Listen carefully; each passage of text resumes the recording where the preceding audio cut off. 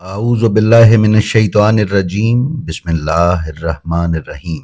नाज़रीन व सामीन अस्सलामु अलैकुम। उम्मीद है आप खैरियत से होंगे और हमारे वीडियो से मुस्तफ़ीद हो रहे होंगे। नाज़रीन, वीडियो पर जाने से पहले आपसे गुजारिश है कि आप हमारे channel blend of history English को भी सब्सक्राइब कर लें और उसके बेल आइकन को ऑल नोटिफिकेशंस पर क्लिक कर लें। नाज़रीन, हमारा आज का मौजू एक बिल्कुल मुख्तलिफ नौइयत अपने अंदर समोए हुए है। हमारा बच्चा मौला अली की मशहूर ज़माना तलवार जुल्फ़िकार से वाकिफ़ है।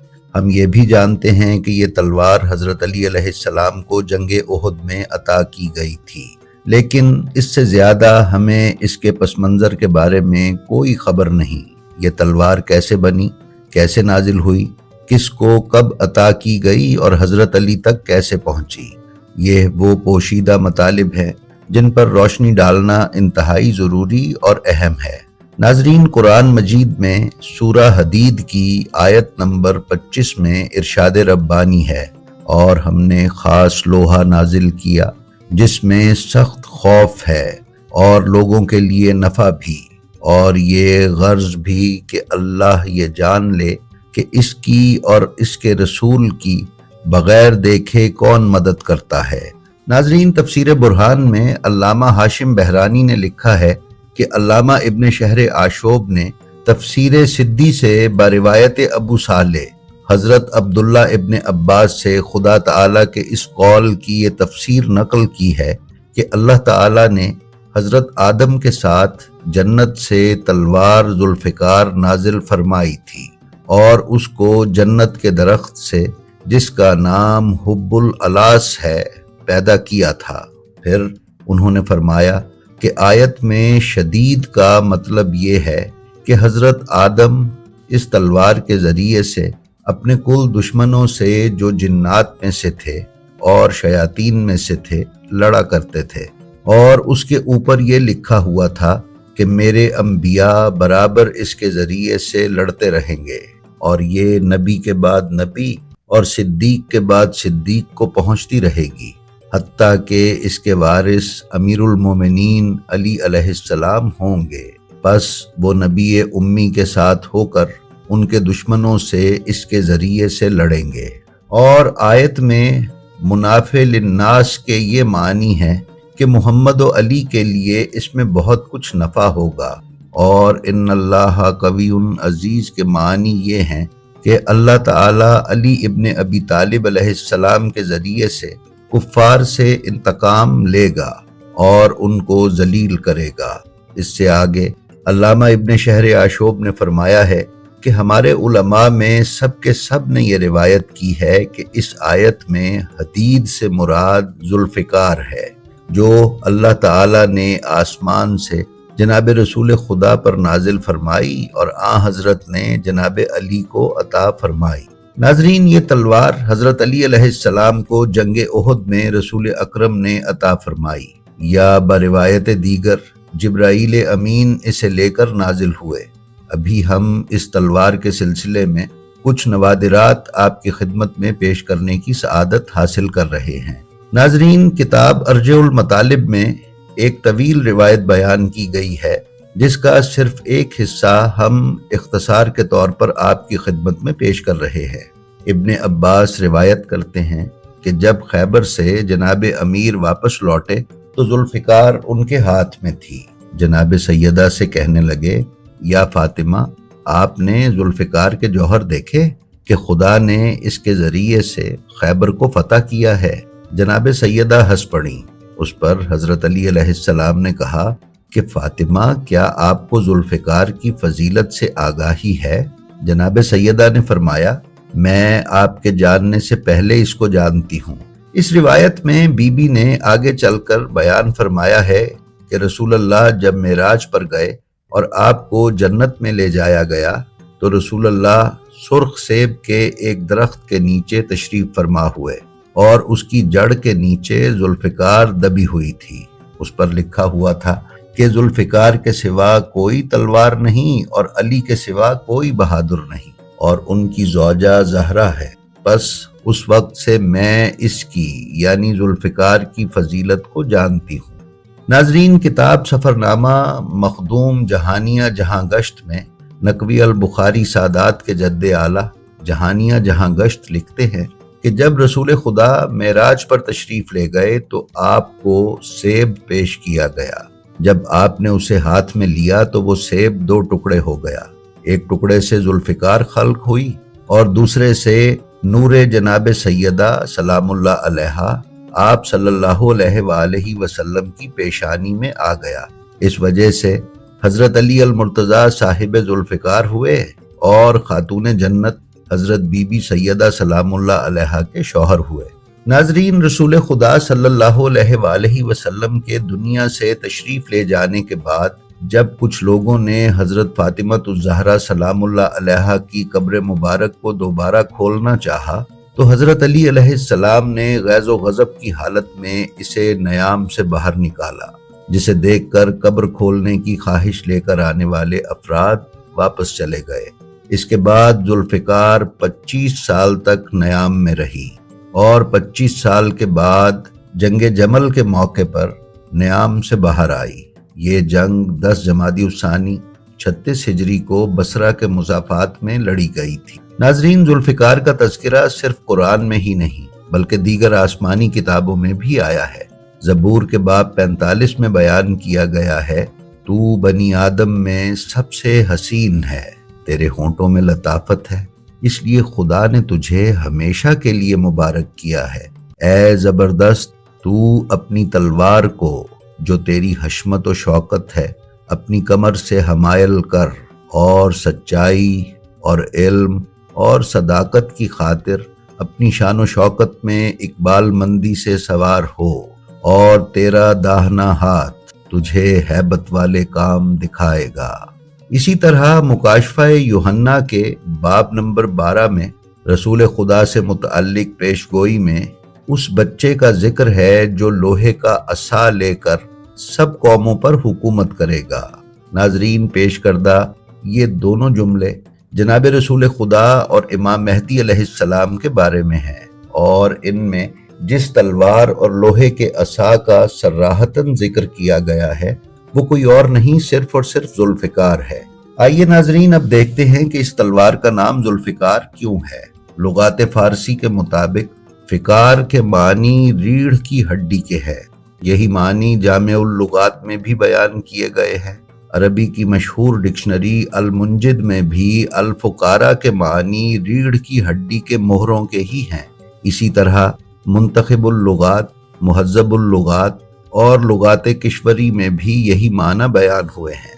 किताब उम्दतुल मतालिब की जिल्द अव्वल में शेख सुद्दूक के हवाले से इमाम जाफर सादिक अलैहिस्सलाम की एक रिवायत बयान की गई है, जिसमें इमाम फरमाते हैं कि हज़रत अमीरुल मोमिनीन अलैहिस्सलाम की तलवार का नाम जुल्फ़िकार इसलिए पड़ा कि उसके बीचों बीच लंबाई में एक हज़ यानी एक हिस्सा या पोर्शन ऐसा था जो इंसान की रीढ़ की हड्डी के बिल्कुल मुशाबा था, इसलिए इसका नाम जुल्फ़िकार हो गया। ये वो तलवार है जिसको जिब्राईल आसमान से लेकर नाजिल हुए थे। इसका कब्जा यानी इसका दस्ता चांदी का था और ये वो तलवार है जिसके मुतअल्लिक एक मनादी ने आसमान से निदा दी थी, ला फतह इल्ला अली ला सैफ इल्ला जुल्फ़िकार। नाजरीन, अक्सर मुअर्रिखीन और उलमा ने यही बयान किया है कि तलवार के एक तरफ धार जबकि दूसरी तरफ रीढ़ की हड्डी की तरह ऊंची नीची थी। तलवार चलाने वाले और फनून हर्ब से आगाह माहिरीन ये जानते हैं कि माहिर तलवारबाज लड़ाई के दौरान अपनी तलवार की धार बचा कर रखते हैं। अगर मुखालिफ उन पर अपनी तलवार से वार करे तो जंगजू की कोशिश ये होती है कि मुखालिफ की तलवार का वार अपनी तलवार की धार पर रोकने की बजाय तलवार की पुश्त पर रोके ताकि उसकी तलवार की धार महफूज रहे और मुखालिफ की तलवार की धार कुंद हो जाए। लेकिन इस तरह के वार रोकने में एक कबाहत यह है कि किसी दाव में मुखालिफ की तलवार जंगजू की तलवार की पुश्त सीधी होने की वजह से फिसलती हुई हाथ के कब्जे तक पहुंचती है, जिससे हाथ या बाजू के जख्मी होने या कटने का अंदेशा बहरतौर मौजूद रहता है। لیکن اگر تلوار کی پشت سیدھی نہ ہو، اونچی نیچی ہو، تو پھر مخالف کی تلوار اس اونچی نیچی سطح کی گہرائیوں اور رکاوٹ کی وجہ سے پھسلنے سے رک جاتی ہے۔ دوئم یہ کہ کچھ تلواروں کی پشت پر تیز آری نما دندانے یا دانت بنائے جاتے ہیں تاکہ جب تلوار کو مخالف حملہ آور کے پیٹ میں گھونپ کر واپس کھینچا جائے تو اس کے دانت مخالف کی انتڑیاں وغیرہ کھینچ کر باہر لے آئیں۔ ناظرین، اس مضمون کی تحقیق ہمیں تلوار پر ریڑھ کی ہڈی کی بناوٹ یا نشان کی کھوج میں جاپان میں بننے والی نادر اور نایاب تلواروں سامورائی اور کٹانا تک لے گئی۔ یوٹیوب پر سامورائی اور کٹانا تلواریں بنانے کی کئی ویڈیوز دستیاب ہیں۔ ان تلواروں کا فولاد بنانے اور انہیں سیکل کرنے کا طریقہ، یعنی ان کو تیز کرنے اور ان کی دھار بنانے کا طریقہ پوری دنیا سے مختلف ہے۔ سب سے پہلے تو ان تلواروں کے بنانے کے لیے انتہائی خاص لوہے کو فولاد میں تبدیل کرنے کا عمل انتہائی دلچسپ ہے۔ صرف ایک تلوار بنانے کے لیے لوہے کو فولاد بنانے کا عمل کئی دن پر محیط ہے، جس پر لوہار روزانہ کئی گھنٹے محنت کرتے ہیں اور لوہے کو بار بار سرخ کر کے مختلف مدارج سے گزارنے کے بعد فولاد کے ایک چھوٹے سے ٹکڑے میں تبدیل کرتے ہیں۔ ناظرین، پھر اس لوہے کو سرخ کر کے اسے بار بار موڑا یا فولڈ کیا جاتا ہے، جس سے لوہے کا یہ ٹکڑا تہ در تہ لوہے میں تبدیل ہو جاتا ہے۔ ایک عام کٹانا یا سامورائی تلوار 2,64,000 لیئرز یا تہوں پر مشتمل ہوتی ہے۔ اس کے بعد کے مراحل میں اس لوہے کو تلوار کی شکل دے کر اس میں مزید سختی پیدا کرنے کے لیے جاپانیوں کے ہاں لوہے کی ٹیمپرنگ یعنی سختی کا عمل بھی بہت مختلف ہے۔ اس تہ در تہ لوہے، جسے ڈمیسکس سٹیل کہا جاتا ہے، خاص قسم کی مٹی لگا کر بھٹی دی جاتی ہے اور کئی گھنٹے لال ہونے کے بعد اسے پانی اور دیگر کیمیکلز میں ڈبو کر ٹیمپر کیا جاتا ہے۔ ٹیمپرنگ کے اس عمل سے اس تلوار کے لوہے کا جوہر اس کی سطح پر نمودار ہو جاتا ہے، جس کا پیٹرن ریڑھ کی ہڈی کے مہروں کی طرح کا ہوتا ہے۔ ریڑھ کی ہڈی کے مہروں کا یہ لہردار پیٹرن جاپانی زبان میں ہامون کہلاتا ہے اور تلوار کے بلیڈ پر دیکھا جا سکتا ہے۔ ناظرین، یہ جاپانی تلواریں اس قدر تیز اور سخت ہوتی ہیں کہ اکثر اوقات مخالف کی تلوار تک کو کاٹ کر ٹکڑے ٹکڑے کر دیتی ہیں۔ نیشنل جیوگرافک ٹی وی پر ایک ڈاکیومنٹری میں یہ بتایا گیا تھا کہ دوسری جنگ عظیم کے دوران ایک جاپانی جنرل کی کٹانا تلوار نے مشین گن کی نالی کاٹ ڈالی تھی۔ علم العداد کی روشنی میں ذوالفقار کے عدد جمع کیے جائیں تو حاصل جمع 2 بنتا ہے۔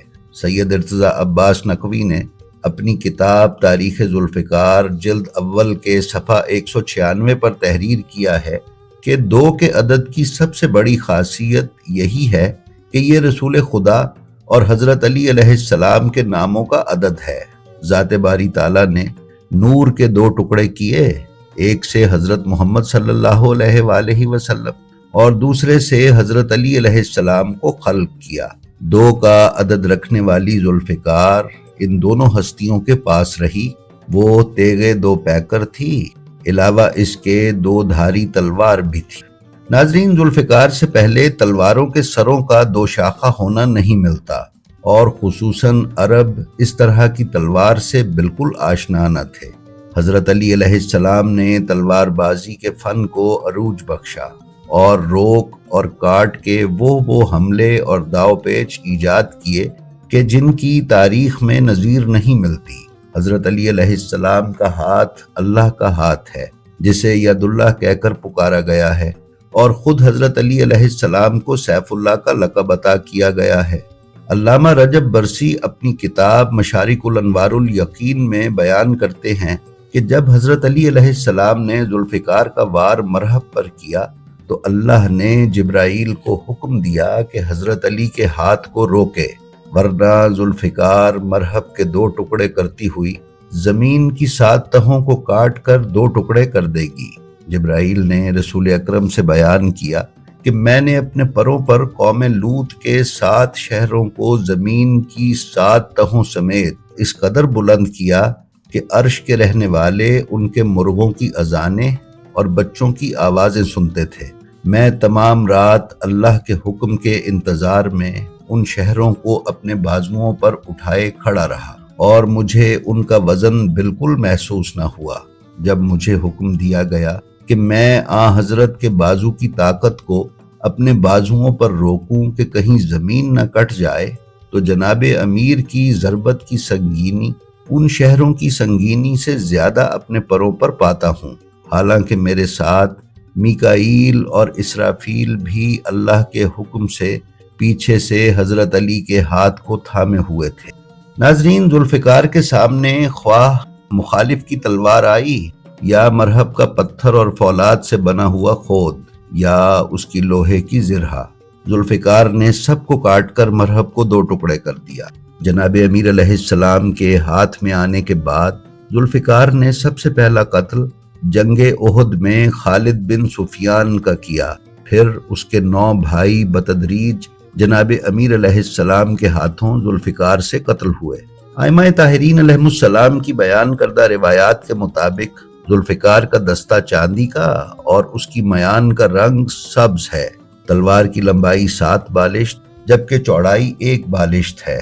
ذوالفقار کے بارے میں وہ تمام روایات جن میں یہ بیان کیا جاتا ہے کہ یہ رسول اکرم صلی اللہ علیہ وآلہ وسلم کے پاس آنے سے پہلے کسی مشرک و کافر کی ملکیت تھی اور مال غنیمت میں رسول اللہ کے ہاتھ آئی، ایسی تمام روایات ضعیف اور جھوٹی ہیں۔